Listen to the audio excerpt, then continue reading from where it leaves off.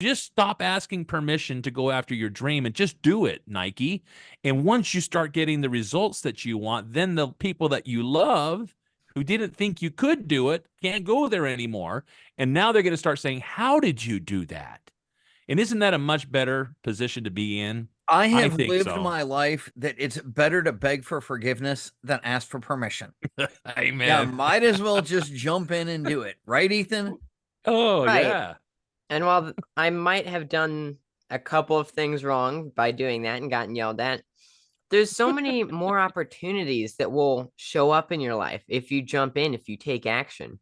If you're just hiding in your corner, if you don't actually take action, then one opportunity will lead to the next, which will lead to the next, to the next, to the next.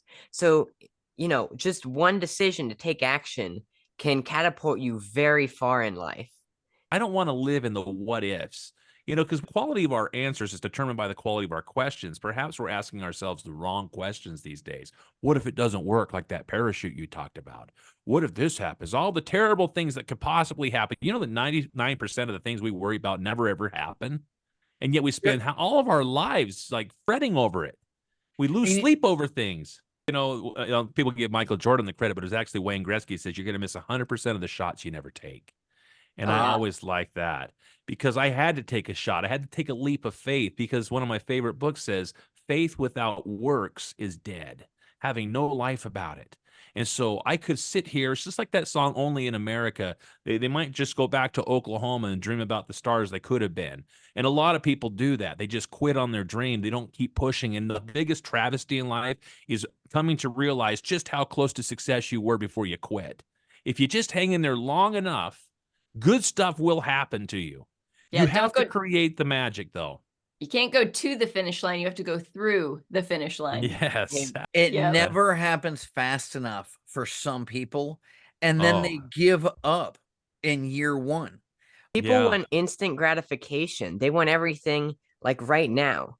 We talk about how real estate isn't a get rich quick thing. It's a get incredibly wealthy over time. It might Mm, take 5 or 10 years and you don't show much progress.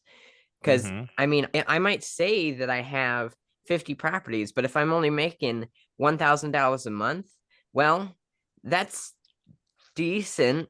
But think about in the future, I'm still paying off all of those mortgages on those 50 properties. And then, 5, 10, 15 years in the future, most or all of those will be paid off. And then I'll be making a lot more money every month. Oh, absolutely. I would No, like to ask our audience, how mhm. many of you can think 15 years in the future like my 14-year-old just did? That's like And an that's the entire thing. lifetime. It is like a lifetime for you. Nathan, what did you have to do thinking ahead that really set you apart from the crowd? Well, I hate to live with regrets.